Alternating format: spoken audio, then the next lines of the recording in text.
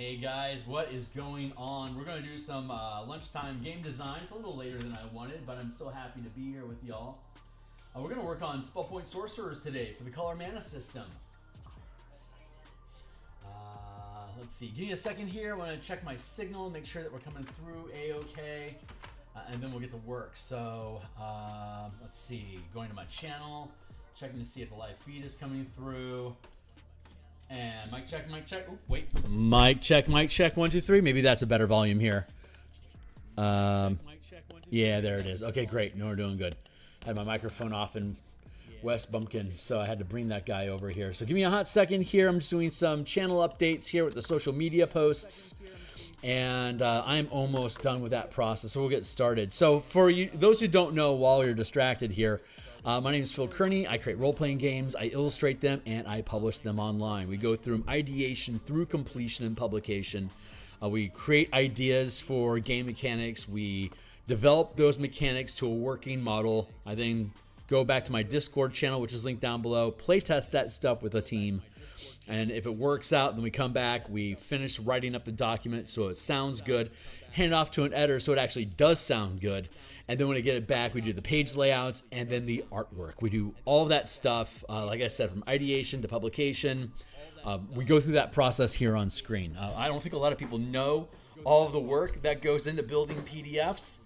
So that's one of the themes of the channel here, is to walk through that process so you guys can see what it takes for a semi-successful RPG enthusiast like myself to create a PDF and to publish it, in this case on DMsGuild, where I'm a big Magic the Gathering enthusiast. I've been a DM since 1987.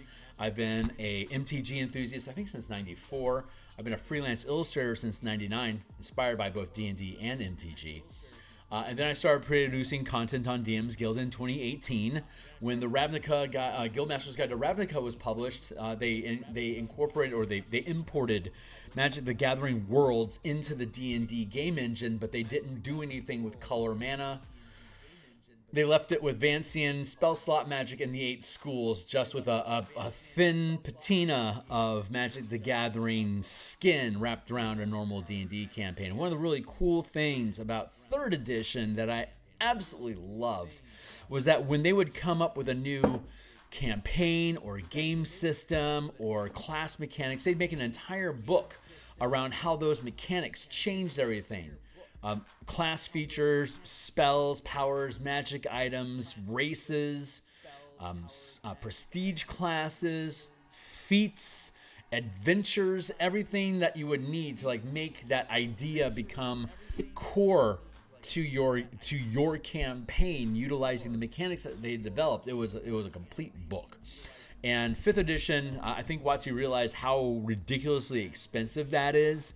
And how it didn't meet their cost to revenue ratios that they wanted. So 5th edition stepped away from that practice, but so that means that we wouldn't be getting a thorough, in-depth, mechanically interesting color mana system ever for Dungeons & Dragons 5th edition to use in Magic the Gathering campaigns. So that's what got me started in building books and artwork for the DMsGuild, and so now we're going through the process that we have 2024 rules in place. We're building out we're rebuilding the entire system to utilize the 2024 game mechanics. So I'll just go ahead and wrap all this up, these comments up, and get started here for about an hour or so today. Let me get this all lined up here. If you find today interesting, you want to see more of the stuff that I do, like, subscribe, hit the bell icon for notifications of when we are live in the future. You can get access to the document that we're using today. This is the same Martial Powers document that I've been streaming on Tuesdays and Thursdays and other days for well over a year at this point. So you can dip into this stuff anywhere that you need. But we're specifically looking at the Sorcerer, which is way down on page 137 out of 160 on this is a read-only document for you guys. Just to, let's see, just to take a look here real quick, the Martial Powers playtest. Here you are, the Magic the Gathering 5 color mana spell point variant rules. These are all on DMsGuild already. And it's a whole series of different books that dive into different aspects of the mechanics and different ways that characters can be expressed. Here's the core mechanics. Interesting feature here is that every single one of these books have, oh wow, five ratings, not 5 stars. Jesus Christ. Thanks a lot, guys. I really, getting reviews and ratings is not an assumed task. God bless you guys for taking this up to a best gold medal winner. Amazing. So the entire book is 100% free preview. It's a 75-page document, and you can see as soon as the cookies update, here you go, all 75 pages. It does a deep dive into how color mechanics work, how to build, how to rebuild, like how to change your characters so that they can utilize the mana system. It does a deep dive into like breaking down spells into colors, as well as how each class, like how do you run a campaign as a DM, and all the different classes that can utilize it. And then we have like magical equipment, rules about tapping mana, like as a replacement for maintaining concentration. It's now a tap effect of simplified durations. That's a lot of fun. The concentration rules, for example, you can have a Big B's arcane hand is a 5th level spell. So like a 19th level character would be able to maintain concentration on 2 of them at the same time. That's a lot of fun. But at 19th level, you can do super cool stuff like that. So it has all these neat variant rules inside of here that curve into the idea of either using spell points as a serious system replacement for the spell slot system, as well as looking at color, the 5 colors of Magic the Gathering, as a replacement paradigm instead of the 8 schools of Magic. So we go through the process of translating like what sources of Magic are, what kind of ability checks might be associated with each type of Magic, going into different Magic items that that are powered by spell points, since spell points are so it's such it's like a hit point pool. It's you can plink them out point by point or in batches of points as your character gains levels, and so we can build gear or Magic items that curve into utilizing spell points as a fuel source, kind of like how the Scions did in 3rd edition. And then we have implementing the variant rules, how they're going to affect your campaign. So the whole book is here. And then on top of that, since this came out in 2018, 2019, I want to say, but I've been using it all of my campaigns since then. I've ran 3 full campaigns from level 1 to 20 since publishing this. And so during that process, we've had a lot of time to delve into the mechanics of how color works. So we've updated it. This is a pay what you want free document, but the entire thing is here. It breaks down more so for you, like exactly how does the color Magic paradigm work? What are the colors? What defines those colors mechanically inside the game? What are the damage types that are associated? Like this is a deeper dive and a more mechanical analysis of the color pie utilizing D&D game mechanics. And as a result of that, we've expanded on like what spells can be cast with which colors to make it easier for us to integrate. So, and then on top of that, we're going to take all these books. You can grab them now if you want, and God bless you if you do. But we're going to be replacing all of these with 5e24 mechanics. So once the Eberron adventure is done, that we've been working on the artwork for Monday through Friday in the morning, once that clears from our plate, all that energy opens up for us to then dive into and swap out the 5e mechanics. So in the meantime, here's the martial power document that we've been using.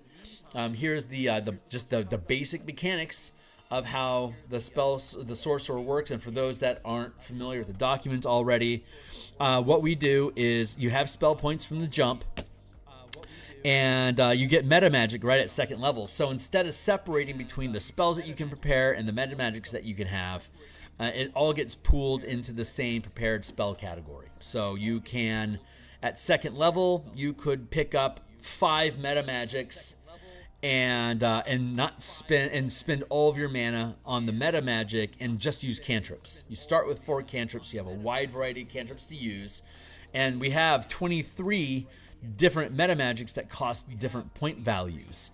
So you can easily load your character completely up on meta magic and cantrips, and your entire mana pool is just spent on modifying how your cantrips operate if that's how you want to work. Or you can load it up all on spells and completely ignore meta magic and just use the meta magic effects, like the sorcery point tricks that you can use, like modifying die rolls and whatever your subclass gives to you. Just dump all of your spell points into casting spells and utilizing the perks of your subclass, or you can mix it up. So up to you, build it as you want. The amount that your spell level still stays the same is 1 point of mana per spell level. And using the color mana system, like if I throw a fireball, like a 3rd level fireball, it's going to cost 3 mana to throw it. Fireballs are red magic. So I would spend 1 point of red mana and then 2 points of any color that I want. If you're just using color narratively without any kind of actual mechanical impact, then you would just spend 3 points of mana and declare that this is a red spell. It's a fireball. So I'm going to describe it as a red spell, like with Flicks of Flame or whatever, however it is that your character expresses red. If your character picks Fireball and is Azorius Syndicate instead of being something like Azorius has black and white mana only, no red. So you could say, well, since Fireball isn't something that you have to have a red identity to cast a red spell, and Fireball's a red spell, so you can't cast it. You can either prepare it twice, so the color it's supposed to be, and then modify it by preparing it a second time, or you can spend downtime to research spells to be the color that you want, if you wanted to make it mechanically significant. If all you want is a mana pool and not mess around with that added level of complexity, then great. It's just like spell points, normally just like spell slots. Spell slots are spell points that are pre-organized into parcels of, I'm going to cast this many 3rd level spells and like 4 1st level spells. I'm going to cast like 2 2nd levels. I'm going to cast 4 1st level spells, 3 2nd level spells, and 2 3rd level spells at level 6. So I would have, therefore, what is that, 10? I'd have 16 levels worth of spells at 6th level plus 6 sorcery points. So that'd be 22 points of mana at 6th level. Well, with this system, you would actually have, we'd have 26. So we're going to be a little heavier with a little bit more meta magic usage. Is that the right curve? Well, now I'm curious. 6th level, yeah, because it's 2. No, it's 2 at 5th, and then it's 3 at 6th. So it'd actually be it would be 16, 19, 25. It would actually be 25 at 6th level. And we have 26. So it's almost identical. So it actually curves out really easily. It's pretty nice. And then at 100, and then at 20th level we have 100 mana in total, which is, you normally, like a character would normally have like 89 levels worth of spells plus 20 meta magic sorcery points. That would be 109. Well, we rounded it down to 80 points plus the 20. It's 80 for a full caster, 40 for a half caster, and then monks, warlocks, eldritch knights, arcane tricksters, they get 20 at 20th level, 1 per level. Whether it's a half casting or a full casting progression depends on the class or subclass, but that's a different yarn. We have a total of 25 prepared spells, which is a mixture of, again, meta. You could have up to, I think, 6? Is it 8 meta magic? Hold on, I don't remember. I'm going to double check this real quick, and then we're going to get to work. So D&D Beyond. We're going to be modifying meta magics today to make sure I like the language on all of them. And then we're going to trace back, and we're going to look at spell lists for subclasses.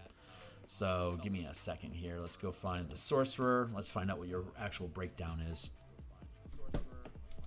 Prepared spells and...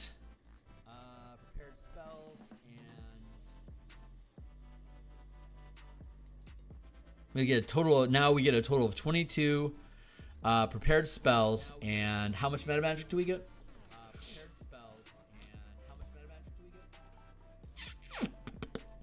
Meta magic. Whenever you gain you can use only because your magic flows from within. You can alter spells to send your chosen properties. To use an option, you must spend a number of sorcery points that it costs. You can use only 1 meta magic option on a spell when you cast it, unless otherwise noted by the options. Whenever you gain a sorcerer level, you can replace 1 of your meta magic options with 1 you don't know. You gain 2 more options at 10th level and 2 at 17th. So, level 2 meta magic, because your magic flow spells. You gain 2 meta magic at 2nd, 2 at 10th, and 2 at 17th. So you have a total of 6 meta magic over the course of your character's career, plus the 22 spells that you can prepare. That's a total of 28 spells. And then on top of it, bonus spells. So it's 28 spells plus meta magic in total. We reduced that to, hold on, let's pull this into the mix here. Let's grab that and this here, here, bop, bop. I'm gonna put this back up on the wall and pull this one down. We get 25, so I actually nerfed the amount that you get, but your flexibility is huge. And I also take this to 7 the 7 cantrips, and they have us cap with how many cantrips do we get? They give us 6. I give us 7, so we get an extra one there. So actually, in all cases, we ended up a little bit less than what the sorcerer is supposed to get in the player's handbook as written raw, with Vancian and dividing sorcery from casting.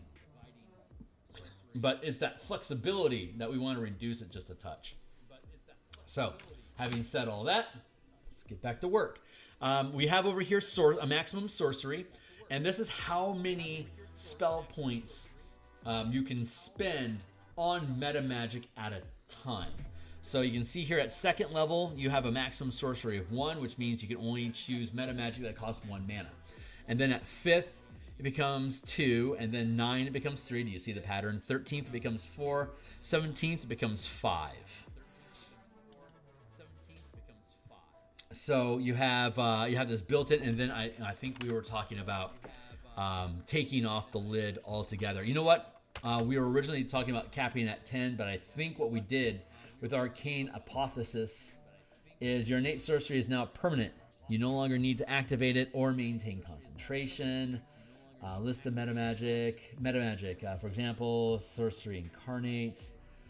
Meta magic can be applied to any cantrip or spell you cast by spending the listed amount of mana for each option in any combination up to your maximum sorcery limit. For example, a 5th level sorcerer can cast up to 3rd level spells and a maximum sorcery limit of 2. If you cast Fireball, you can apply both careful and empowered spell meta magic options to the Fireball by spending 5 mana.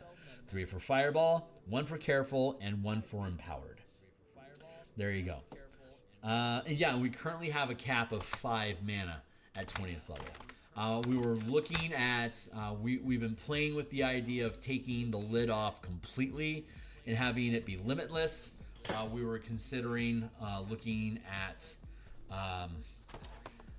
capping it at 10, so you could put up to 10 mana. Like if you want to quicken a spell, you basically have to double the price of it. But that's actually, I'm getting ahead of myself. But in summary, you can put multiple meta magics onto a spell, assuming that your max sorcery allows you to budget for it. So you add the mana onto it. You basically overcharge the spell with more mana than the spell slot needs, and then you apply that extra mana. You sculpt it into the meta magic usages that you've prepared.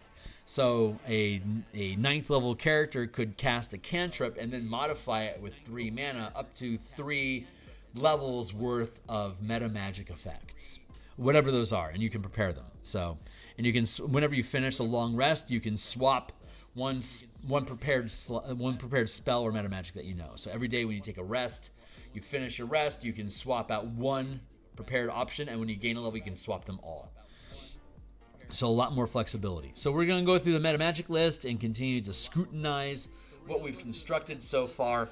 I've got an hour of production today, and I've already chewed up 20 minutes of it. So we've got a 40-minute feed for us to mess around with meta magic. We're going to come back and we're going to do this probably on Friday as well. But we're getting really close to done with the spell point sorcerer, so I'm really excited. I'm really excited about that. So careful spell when you cast a spell. That I'm also looking forward to building a separate book for the Artificer once it's actually finalized and published. We've been playing with that inside this document as well over the past 4 weeks. Careful spell when you cast a spell that affects other creatures that you can see.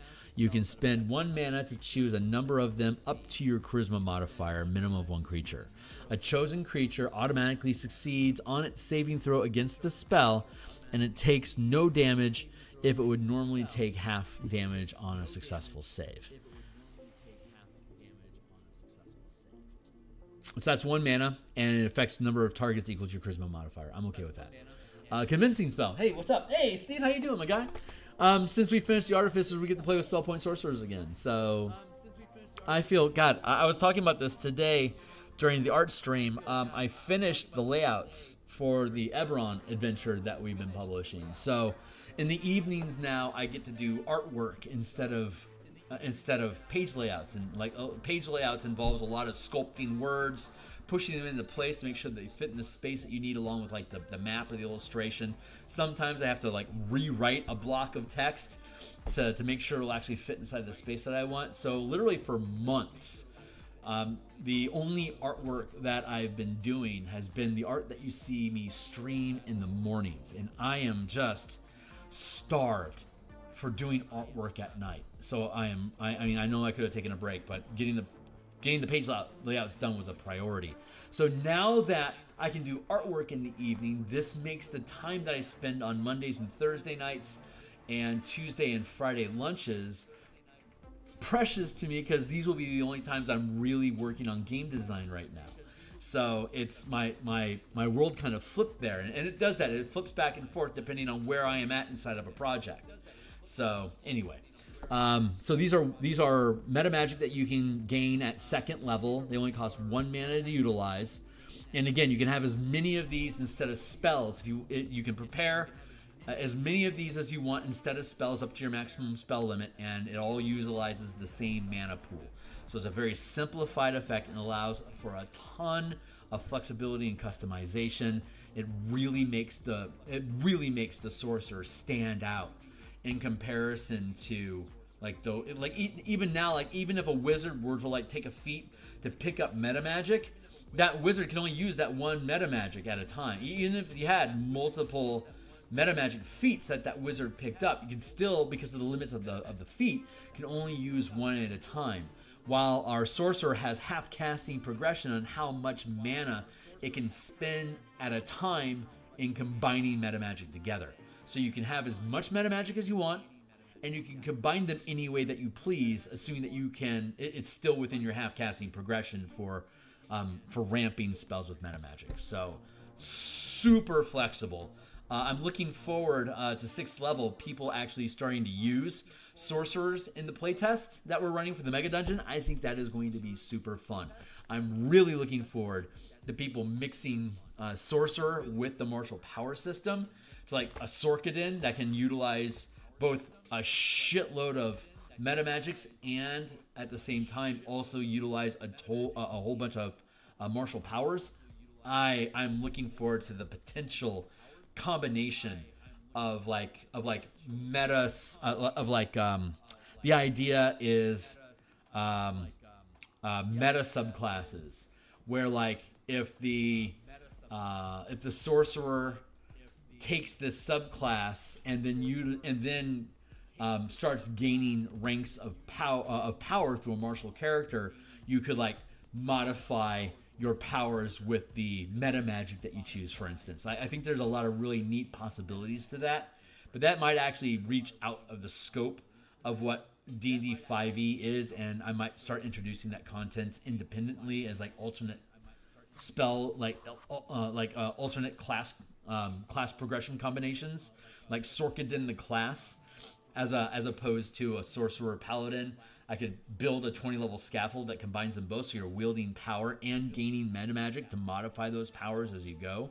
It's ideas. It's a place to go outside of the D&D game space on our Patreon to continue playing with these ideas once these are published on DMsGuild. So, hey, what's up?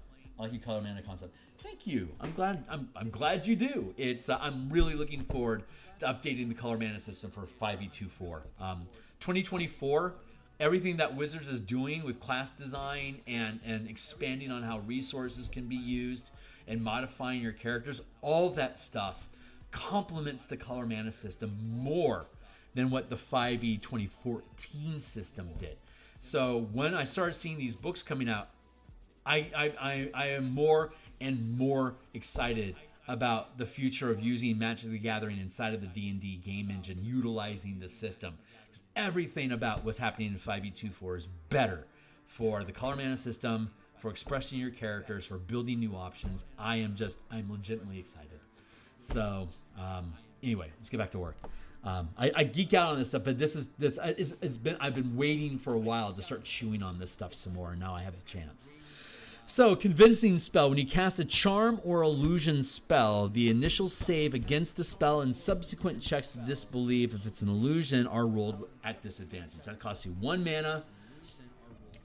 Both charm and illusion are, of all the things that you can do as a spellcaster, those are the 2 things that you really have to convince people of. And so I like that the convincing spell can modify those. It allows you to lean into being like a shadow sorcerer, or like a charlatan type of character. Corroding spell. When you cast a spell that deals damage, you can change the damage to either acid or necrotic damage. It only costs 1 mana to do that. It's siloed, so it's not too universal. We do a little bit of siloing like that, but again, you get 25 spells that you can prepare over the course of your character's career. If you find acid and necrotic damage to be on theme, like if you're building, like, say, a Golgari character or a Rakdos character, a corroding spell as just as a flavor text thing for your character is a really good direction to go in. Distance spell. When you cast a spell that has a range of touch, you can spend 1 sorcery point to make the range of the spell 10 feet. When you cast a spell that has a range of 5 feet or greater, you can spend 1 sorcery point to double the range of the spell. And starting at 5th level, when you have the ability to at 5th level, we can now channel we can now put up to 2 points worth of meta magic into something. So under that caveat, distance spell starting at 5th level, you can spend 2 sorcery points to increase the range of a touch spell to, it already got increased to 10 feet. Increase the range of, when spell, you can spend 1 sorcery point to make this the range of the spell 10 feet. And then starting at 5th level, when you spend 2 sorcery points, you can increase the range of a touch spell to, it should be 20 feet. Because we're doubling the range. See? You made it 10 feet, and then you doubled the range again with a 2nd point. So logically, we just fill in the gap that, yes, you can use it twice, and here you go. But it also sets a firm cap that you can't just spam, and then like load it up to like 30 feet core, and then spend a point, it's now 60, spend another point, it's 120, spend another point, it's 240, spend another point, it's 480, and then spend your initial spell, and then your final spell, it ramps it to 1,000 feet. Like, that's just, we want to have a cap on there, and this demonstrates that you can do that. Empowered spell. When you roll damage for a spell, you can spend 1 sorcery point to re-roll a number of damage dice up to your charisma modifier. You must use the new rolls. I like the combination of using the charisma modifier against the cost of spell points, as opposed to just making it more expensive. Like re-rolling dice like this, like each re-rolling, like if you have 7 dice, you wouldn't be able to re-roll all of them anyway, because your mana cap is 5 at 17th level. So it wouldn't make sense like that. That just gets things complicated. So having a low cost to access and then having it be bridged by your charisma modifier, I think is a good go-between mechanic. I like how those 2 things play together, actually. Normally I don't like that. Normally I like it either being consistently a stat modifier or a mana cost, but for the sorcerer, I like them both being there together. I just think it's a fun way to hybrid the character and help to further distinguish it from other classes even more. Extended spell. When you cast a spell that has a duration of 1 minute or longer, you can spend 1 sorcery point to double its duration to a maximum duration of 24 hours. If the spell requires concentration, you must continue concentrating as usual. And if you're using our simplified duration, if you're using simplified duration mechanics, options, extended spell is redundant. The way that the simplified spell system that we have, which is detailed in the core mechanics that we were looking at over here. Let me fetch this for you real quick. Hold on. because it's relevant to the conversation. And I like bragging about it because it's a really cool system. Beep. All right, tap a tap burn. Let's scroll down here. Let's look at simplified durations, chapter 5. Okay, there's only 3 durations in the game now. It's either instantaneous, persistent, or concentration. Instantaneous spells, you pop the magic, it's done. The effect may have a lasting effect, but the magic is over. So there's nothing to concentrate on, and there's nothing to dispel at this point. It popped, it's over. If you didn't counter it, you already missed it. A persistent spell lasts for 24 hours, or rather until you finish a long rest, basically. And so this is typically for spells that have durations that are longer than an hour. They're going to end up being something that like lasts all day, effectively lasts all day. So we just revised it so it's simplified that if it's not a concentration effect, it's not an instant effect, it just lasts all day. There you go. Like we're converting Find the Path, for instance. We're converting that to, I believe, a 24-hour duration to be persistent, that when you turn it on, you will always know the direction that you need to go until you reach your destination, for instance. And the fun thing about persistent spells is that when you wake up from a long rest, you can just choose, like if I, Find the Path, I think is a 4th level spell. So if I were to make, if that spell were persistent, when it would last the 24 hours / when I finish a long rest, I know the way to go, and I haven't gotten there yet, so I take a long rest. When I wake up, instead of getting all my mana back and casting the spell again, I just leave the mana spent. So like it cost me four points, like for example, water breathing. Let's take a long rest at the bottom of the ocean, and at the end of that long rest, instead of me getting my mana back and then having to cast water breathing again, I just leave those 3 points permanently spent. And as long as those points are spent, the spell never ends. So you can have cool NPC characters or villains or heroes or whatever that put spell effects onto themselves and basically just cash out their mana pool to leave these things on them permanently. And of course they get dispelled, and if they do, you don't get the mana back. You have to take your rest to get the mana back like usual. But it's just a little flavor detail that it's just like you don't have to keep casting the spell again when you wake up so your characters don't drown on their underwater adventure. You just leave it on. And you can even leave on redundancies. Like you could turn, like they say that like if you have 2 spell effects going at the same time, the dominant effect is the one that matters. But you could still have, like I could cast, like for redundancy, I could cast water breathing on my team 3 times. It'll burn out 9 points of mana from my mana pool, so I might not want to do that. But if we're fighting Sawagan or Kuatoa that have priests and shamans that can dispel magic, that's a serious problem. So having redundancies built in like that to stack the effects makes us dispel proof, or at least to make us resistant to being dispelled by stacking the spell effect. You can't really tell because it's persistent anyway. So it's just going to last forever until I spend the mana. But that's a thing you can do to trick the system. And then the final simplification is on concentration. While you're concentrating on a spell, it has no duration. It lasts for however long you can maintain concentration on it. But then we have more complicated concentration rules.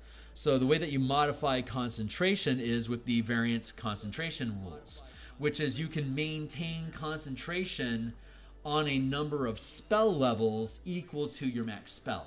So if I'm a 9th level character casting Big B's Hand, and that's a concentration spell, so it's 5 levels worth of spell. I can cast that spell at 9th level. It's now going to stay active until I lose concentration or let the spell go by ending my concentration. That's the pro. That's the advantage of this system. No duration, stays on as long as you can maintain concentration. That's a pro. The con that weighs against it is the DC to maintain concentration ramps. It's 10 plus the number of spell levels. So a 5th level Big B's Hand at 9th level has a DC of 15 to maintain concentration, or half damage up to 30, whichever is least. But under normal circumstances, it would be a DC 15. And then the kicker on top of that is anytime you make a saving throw, the result of your saving throw, if it's less than 15, you lose the spell, even if you make the save. So I could hit you with a Ray of Frost, forcing you to make a dexterity saving throw or have your speed reduced. Who fucking cares? Well, I'm holding a 5th level spell right now, and your stupid little dexterity saving throw, Dex is my dump stat. I am actually -2 on my dexterity saving throw, and I'm not proficient with it. So I have to hit a DC 15 concentration check, and my total die result is -2. So I have to roll a 17 or above on a 20-sided die, and I'm going to lose that spell. Luckily, the mana pool has so much mana in it that if I lose my Big B spell, I can just cast it again, because I don't have that limitation put on it. So it's actually it's an elegant way that solves 2 problems. 1, spellcasters are super powerful, yes, but they're glass cannons. And number 2, mana pool is too generous. People can just spam spells forever. Yeah, but if your DM is building encounters, especially with weapon masteries now, if you let monsters use weapon masteries, melee characters become a serious fucking threat to your spellcasters, because all I gotta do is hit you with a topple mastery. Now you have to make a strength saving throw or get knocked down. The getting knocked down, who gives a shit? It's that I'm holding a 7th level spell in concentration right now, and you just punted me across the room. I lose my spell immediately, and I just burned 7 mana. I gotta refuel that shit. I just lost our major buff. Now to balance that, as a countermeasure, because that's a pretty heavy con. That's a severe con. So another pro that you get in comparison to that is you can maintain concentration on multiple spells as long as they don't total more than your max spell level.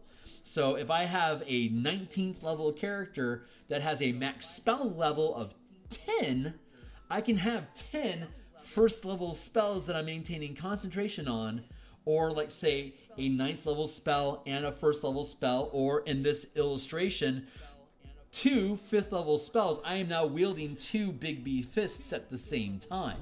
And I mean, I still have to divide up my action economy and stuff like that to control them and stuff, but like if I had time stop, I could maneuver multiple fists at the same time if I needed to. So, but I would also have a concentration DC of fucking 20.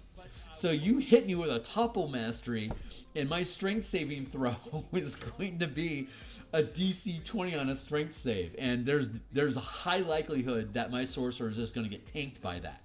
So now positioning becomes a significant issue inside of D&D, and the martial power system that we've been developing here on stream for the past year is highly tactical, and that it can, MMO style, prevent targets from attacking your spellcasters. It's going to cost you action economy, and it's going to cost you mana resources to do that. But now with the martial power system, we actually have a line of tanks that can keep monsters from targeting spellcasters on the back line with saving throw effects. The tanks can actually tank for the spellcasters that need to be protected now. It used to be you don't necessarily need to protect them. They're tanky as fuck on their own, and it's really difficult to get rid of concentration unless you deal a lot of damage to them, which they can mitigate with their own personal tankiness. Now, they don't have that luxury, so you actually need to think as a team on positioning, tactics of both your marshals, and like what kind of spells are the casters going to maintain so that they aren't so fragile in combat or can afford to lose it if they need to. So I keep adjusting my seat because I'm ramped up on caffeine. So, but this system is so fucking cool. When you utilize when you use all of it together, it's really fucking cool. It's a really, really fun way to play D&D. And the kicker is that it's all skinned inside of Magic the Gathering. It's like you have this this visceral, literal visual system that you'll look at it, you know what you're doing. I see red coming off of that demon. He's probably not doing something necrotic right now. That's great. So I don't have to worry about my necromancy stuff right now, but he's probably going to do something with fire at me. You know, that's the kind of stuff that you can see. Anyway, I geek out on this stuff, but I legitimately think it's worth geeking out on. So check this shit out. I'll be up again when I update all of these books for 2024. They'll be free preview. We're going to redesign them all. We've got new rules that we've developed over the course of 3 full campaigns from level 1 to 20 that I've ran this stuff through. We've found tricks and ways to make the system better that we want to incorporate into this. The classes are better now. The subclasses are better now. The spell list makes more sense. Everything in the world has just gotten better for using color mana with D&D 5e. So God, I'm just really, and sorry, I am really geeking out, and I just basically blew through 10 minutes of my hour. So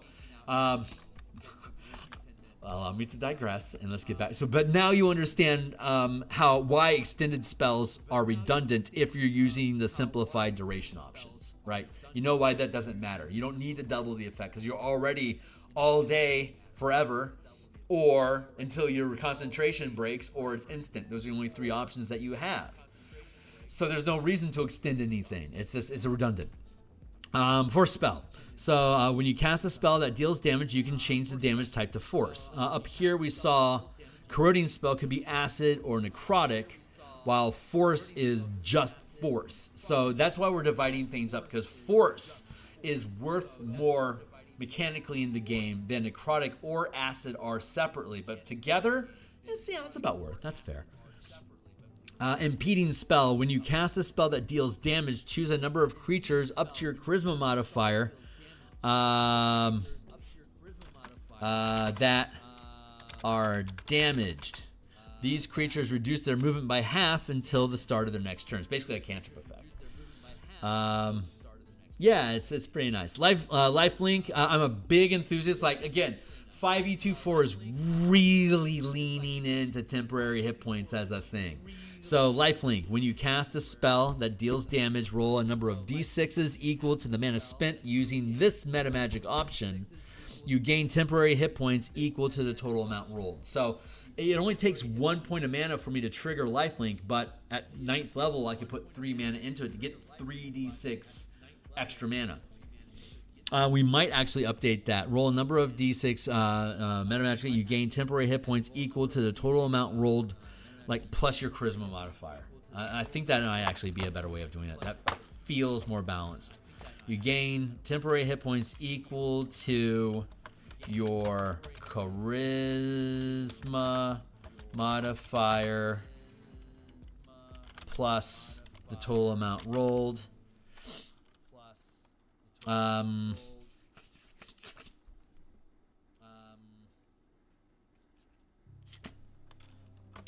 Minimum of 1, because you could theoretically have a sorcerer with like a -4, which could drive it into the negatives. So it has to be a minimum of 1. Poisoning spell. When you cast a spell that deals damage, you can change the damage type to poison, which is which is the most immune type out of everything, I think. So it's not worth a lot. And you can choose a number of creatures up to your charisma modifier that are damaged. This way. These creatures make a Constitution saving throw or are poisoned for a number of rounds equal to your charisma modifier, minimum 1 round. They can make a saving throw at the end of their turns to end the effect early. That's a lot of value.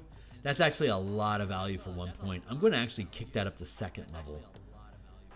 I gotta say, the amount of time that we've spent inside the martial power system is really helping me eyeball the point value of conditional effects that you click onto people. PQ. Here we are.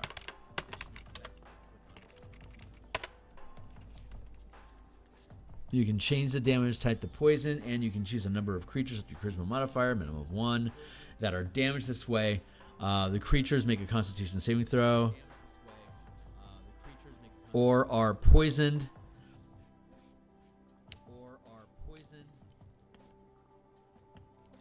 For a number of rounds equal to your charisma modifier.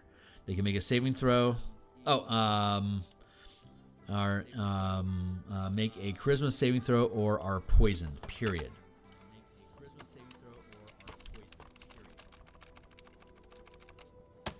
They can make a saving throw at the end of their turn to end the effect early. To end the effect. It's not even early. The idea of having an added variable in there is distasteful to me. I am not enjoying that. So I'm going to go back down here. Let's look at that. Let's look at that impeding spell. Reduces the movement by half until the start of their next turn. So until the start of your next turn. So that's a simplified movement. So that works. Subtle spell. When you cast a spell without when you cast a spell, you can do so without any semantic or verbal components. Transmuted spell. When you cast a spell that deals damage, you can change the damage type to either cold, fire, lightning, or thunder. Very common damage types. Acid is separated from that list because we have it under corroding spell, which includes necrotic. So that's got two, a basic and a special. And then the transmuted spell is working with the 4 base elements of cold, fire, lightning, and thunder. Those are basically the 4 like basic elemental types now. Storm damage, basically. Twin spell. When you cast a spell that targets only one creature and doesn't have a range of self, you can spend a number of sorcery points equal to the spell's level to target a second creature in range with the same spell. 1 sorcery point if the spell is a cantrip. To be eligible, a spell must be incapable of targeting more than one creature at the spell's current level. For example, Magic Missile and Scorching Ray aren't eligible, but Ray of Frost and Chromatic Orb are. So if you can't hit multiple targets by using Twin Spell, you could.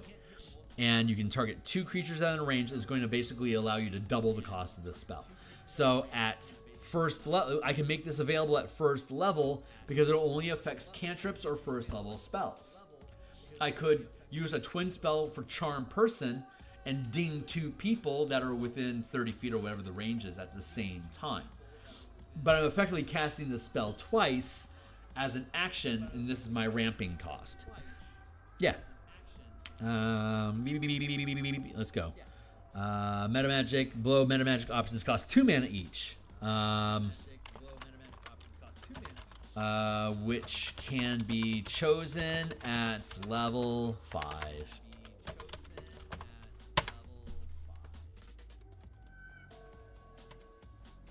Below Meta Magic options cost 1 mana each, which can be selected starting at level 2.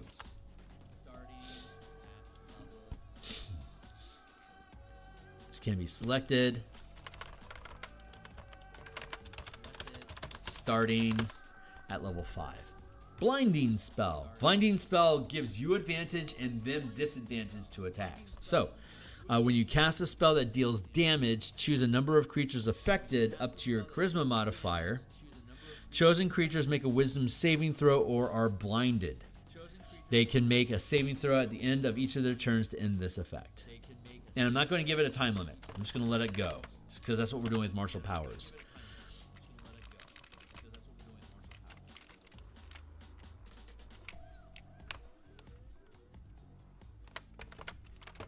Or are blinded, period. They can, a creature, a target can make an affected creature, and a blinded target a blinded creature can make a saving throw at the end of each of its turns. I like that language. A poisoned creature, a blinded creature. Yeah, blinding. So that's a second level. I'm okay with that. Poisoned, it's disadvantages on everything, while blinded is disadvantages on attacks, and attacks against you also can't target. So it's pretty significant. But okay, so when you cast a spell, you can change the damage type to poison, and you can choose a number of creatures up to your charisma modifier that are damaged this way. Each creature,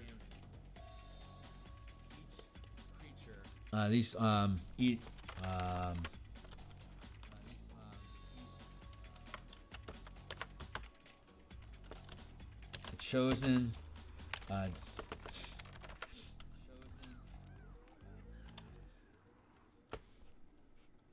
Why is this more difficult than that? Hold on. Why is this more difficult than that? Hold on. There it is. Chosen creatures. There it is. Chosen creatures. Make a Constitution saving throw or are poisoned. They can make a saving throw at the end of each of their turns to end the effect. Good. Delayed spell. When you cast a spell with a casting time of 1 action, you can maintain concentration to delay completing the spell. You can then use a reaction to finish casting the spell at any time.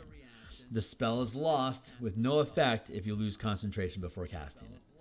That's a 2nd level spell. I'm okay with that being 2 because it's really useful. As opposed to 1. Like, it could theoretically be a 1st level spell, but I want to make it 2nd. It just feels right that way. That's just a feel thing. I don't have a hard reason why, other than it just feels right. Entangling spell. When you cast a spell that deals damage, choose a number of creatures affected up to your charisma modifier, minimum of 1. A chosen creature. Chosen creatures must make a dexterity saving throw or are restrained.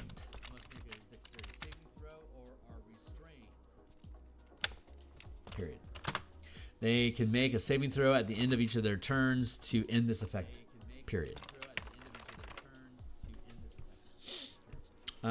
Explosive spell. When you cast a spell that deals damage with an area of effect, choose a number of creatures affected up to your charisma modifier. A chosen creature is pushed up to 10 feet away from the effect's point of origin. The creature stops moving if the space it would enter is occupied. So 10 feet. There you go. Heightened spell. When you cast a spell that forces a creature to make a saving throw to resist its effects, choose a number of creatures affected. Choose a number of creatures affected up to your charisma modifier, minimum 1. A chosen creature. Chosen creatures.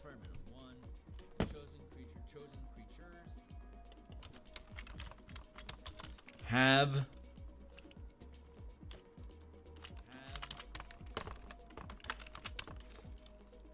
disadvantage on the first saving throw made against the spell. There we go. Implosive spell, as opposed to explosive spell. Implosive spell. When you cast a spell that deals damage within an area of effect, choose a number of creatures affected up to your charisma modifier. Chosen creatures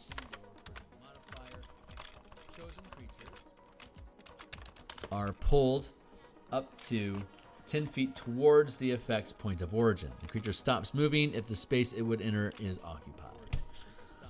Poisoning spell. When you cast a spell that deals damage. A really fun effect with the implosive and explosive spells is that with the martial power system, a forced movement triggers opportunity attacks. So you could use explosive or implosive spell on anything that deals damage and shunt a creature, a target around into or through, or rather out of the reach of a martial ally's weapon, and allow them to then trigger an opportunity attack against the target that you already damaged and then pushed. A lot of fun stuff there. Heightened spell, implosive spell, poisoning spell, quicken spell. When you cast a spell that has a casting time of 1 action, you can expend 2 sorcery points to change the casting time to 1 bonus action for this casting.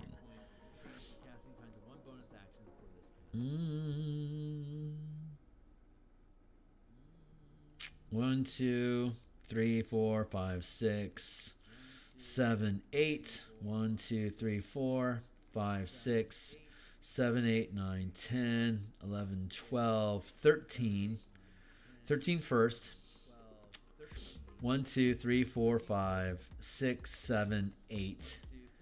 13, 8. 1, 2, and then maximize damage is 1. I want to see what the language on Quicken Spell is, because that's not reading right to me. And I'm starting to feel like that should be a 9th level ability, honestly. Give me a hot second here. Let's go check out Quicken Spell. I see text. Give me a second. When you cast a spell that has a casting time of an action, you can spend 2 sorcery points to change the casting time to a bonus action for this casting. You can't modify a spell this way if you've already cast a level 1+ spell on the current turn. Yeah, we did away with that. What's up? Posmo Diddy. All members says Baby Oil Posmo Diddy. You're about like 2 seconds away from being banned, my guy. Yeah, it's 2 sorcery points there. I'm fine with it too. We did away with action economy limitations. That really allows the sorcerer to punch up, to punch up. 2 points. I can see why they would have a limit. Yeah, would have a limit like that. 2 points, considering that you can either do it as a bonus action or an action. You can't do both unless it's a cantrip as an action. I can see why that would be 2 points only, because it has such a limit. There's only like 20 spells in the game that are bonus actions already. This is the reason why they have all that language about you can't cast more than 1 leveled spell at a time, because they wanted to keep Quicken Spell in. They could have gotten rid of Quicken Spell and just had a hard, fast rule about how many spells you can cast as actions, bonus actions, and reactions, which, again, there are not a lot of them. It's like, I think there's like 25 spells, and like 5 of them are reactions, and the rest of them are like on hit. You can then use a bonus action, or like Spiritual Hammer or Spiritual Weapon, which is like cast the thing, and there you go. Like, there's a severe limit on how many spells you can actually cast as bonus actions in the first place. Misty Hop, that's just, or Misty Step, that's just movement. It's like there's how to put it? There's such a limitation. There's so little you can actually do naturally in the game with a bonus action, that the only reason why they imposed that limitation in the first place was because they wanted to accommodate Quicken Spell.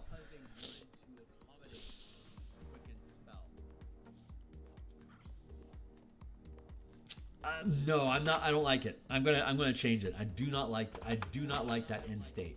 So I want to change this. When you cast a spell that has a casting time of 1 action, you can.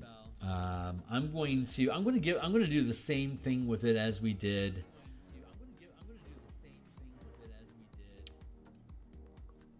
With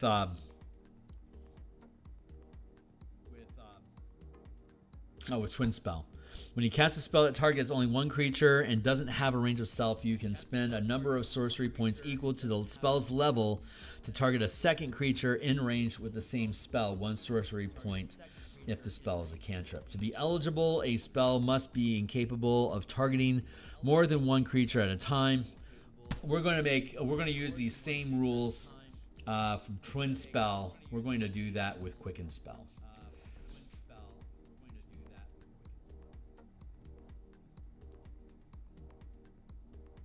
Yeah, let's just grab that language.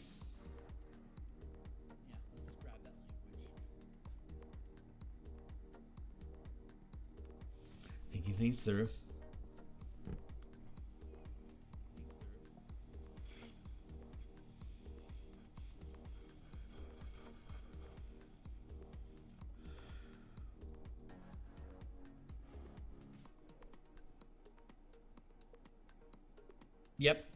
Yep, I think that's going to be okay.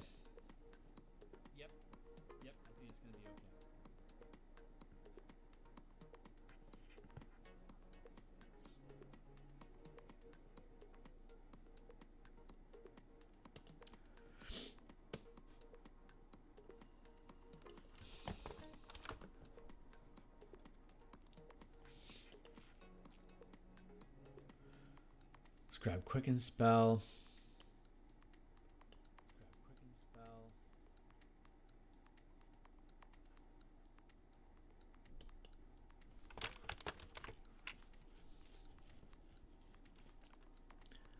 You can. I'm going to give myself some overtime here real quick. When you cast a spell that has a casting time of 1 action, you can spend a number of sorcery points equal to the spell's level to target a second to cast the spell.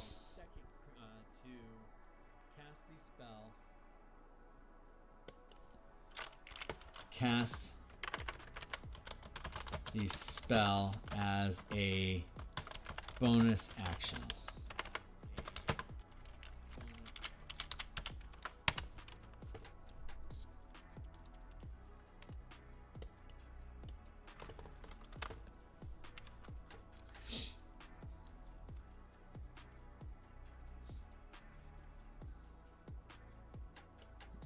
QR. There.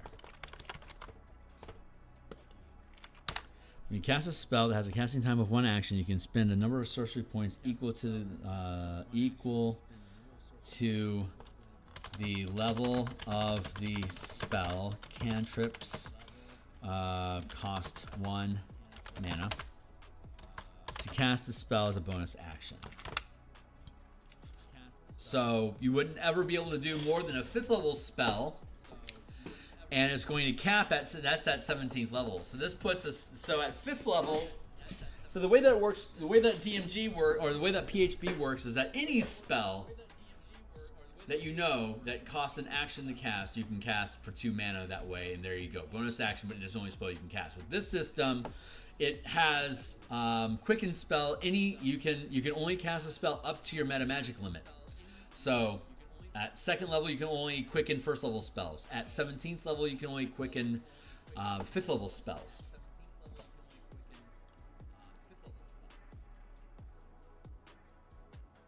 I think I'm okay with that. But you don't have the limitation of 1 spell per turn. You can cast another spell. You can cast the same spell again, action and a bonus action if you need to. So for those that are crying that you have a limit on being able to cast a 6th or higher level spell without that you can't use meta magic to cast that as a bonus action, then it's okay. I don't mind. It's high level magic. It's 6th level plus. I'm fine with you not being able to do that. Limiting your ability to quicken common level magic. There's cantrips, 0 level spells. There's common magic, 1st to 5th, and then there's high magic, which is 6th, 7th, 8th, and 9th, and then there's epic, magic, which is like permanent wishes that click in like at 19th level. So lifelink, we did that already. Quickened, blinding spell, delayed spell, entangled spell, exploding spell, implosion spell, poison spell. We did all those.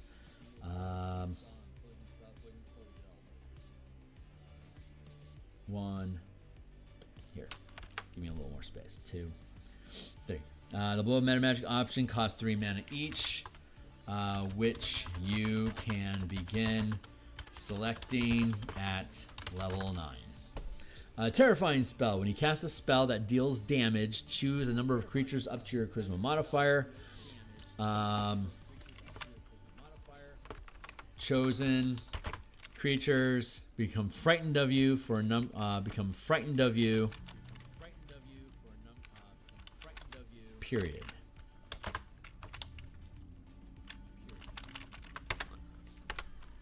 They can make a saving throw at the end of each of its turns to end the effect early. Creatures immune to fear and charm aren't affected.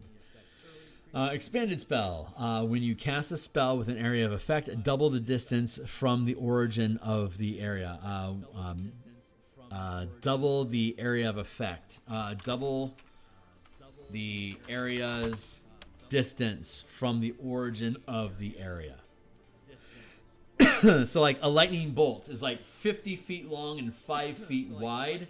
With this, it would be 100 feet long and 10 feet wide.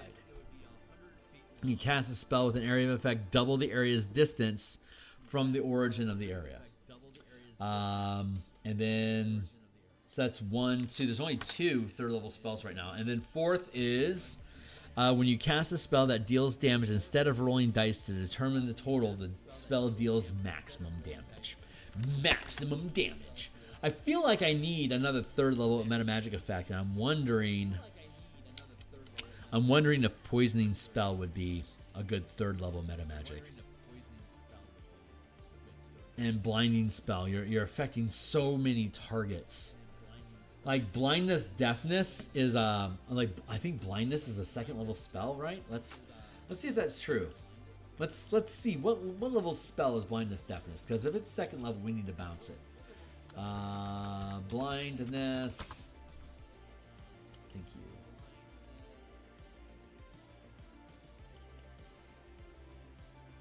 Second level spell, one creature gets a saving throw.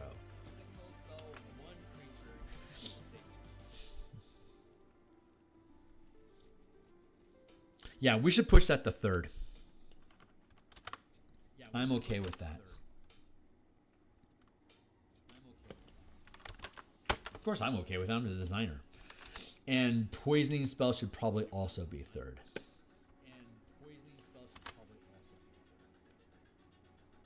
Oh, I like this.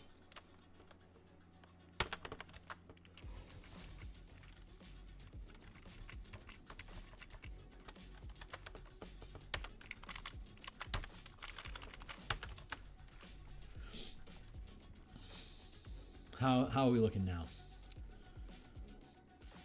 Looking 1, 2, 3, 4, 5, 6, 7, 8, 9, 10, 11, 12, 13, 14. 1, 2, 3, 4, 5. 1, 2, 3, 4, and 1. Isn't cause fear already a third level spell? Let's find out. Cause fear, because we might push this to 4th rank.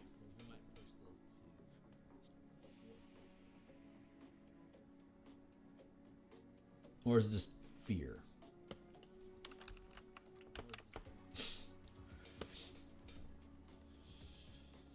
Yeah. Fear. 3rd level. Each creature in a 30-foot cone must succeed a wisdom saving throw. A frightened creature takes the dash action and moves away. Nah, okay, so 3rd level is actually, 3rd rank is actually, 3 meta magic is actually okay for terrifying spell. That actually pans out. Hey, we're within curve. So 1, 2, expanded spell. When you spin a spell effect, area doubles, double the area's distance. You know what? Fuck that. We're gonna drop that. So we have blinding spell. 1, 2, 3, 1. 1, 2, 3, 4, 5.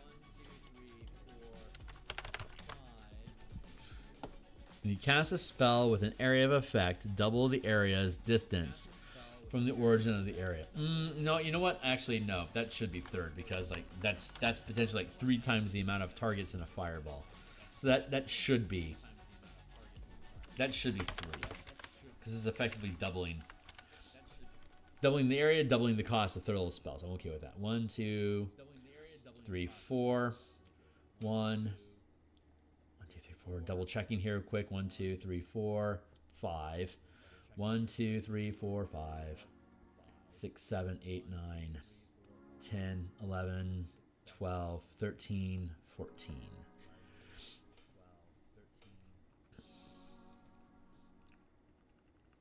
There is an argument for taking Quicken Spell back to 2nd rank to buff the numbers.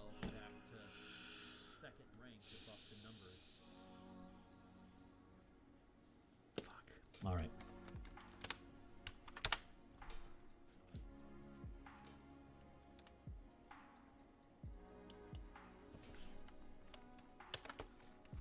You know what? Honestly, this does make sense. When you cast a spell that has a casting time of 1 action, you can expend 2 mana.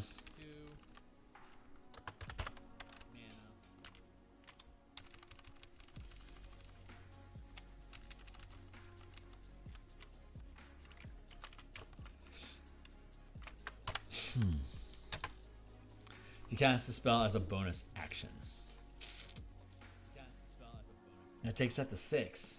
12, 6, 3. No, 4. Yeah, I think I'm okay with that.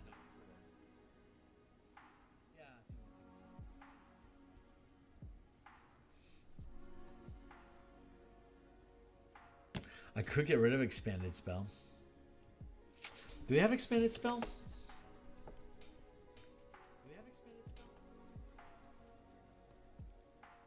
just because I can do it, that was a 3rd edition thing. Just because I can do it doesn't mean I should. So an expanded is kind of hard to regulate. So I'm thinking about getting rid of expanded spell, honestly. It's too little for 2 points, but it also doesn't feel enough for 4 points. But it could also be like Burning Hands for 4 points. That's ridiculous. Burning Hands for 3 points is kind of ridiculous. Extended, Empowered, Heightened, Quickened, Seeking, Transmuted, Twinned.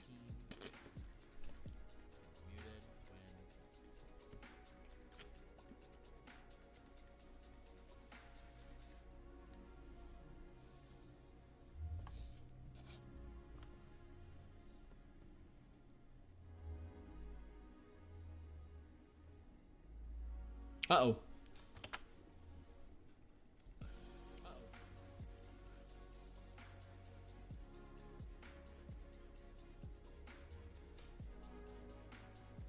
You can spend 2 mana. So that's gonna stop us until 5th level from being able to quicken a spell. Yeah, I'm okay with that.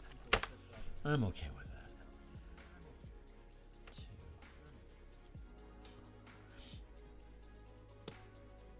I'm gonna get rid of expanded spell. It's rubbing me the wrong way. Blinding spell, poisoning spell, terrifying spell, maximize damage.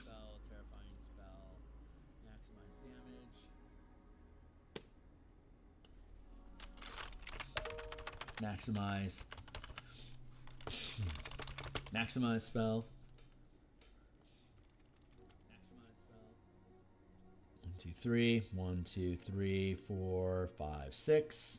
1, 2, 3, 4, 5, 6, 7, 8, 9, 10, 11, 12. Effectively, technically 13, technically only 12. I'm going to get rid of extended spell.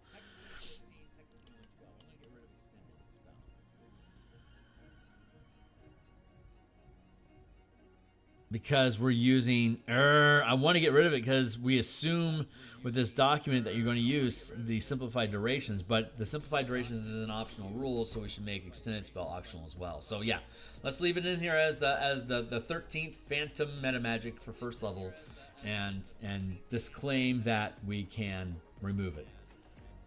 Posmo, I don't know what the hell that is. I'm going to get rid of that because that seems weird to me.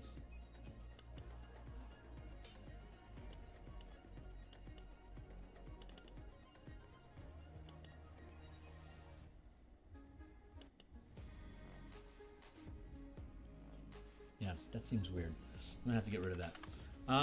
You know what?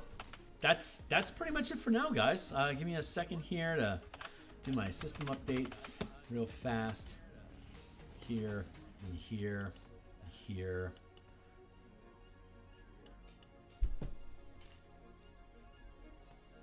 There, and yeah, that's got to go. I don't know what that is.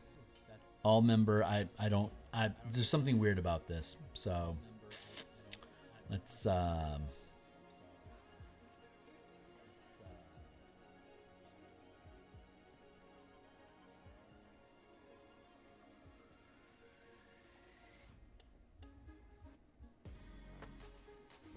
there, disappear.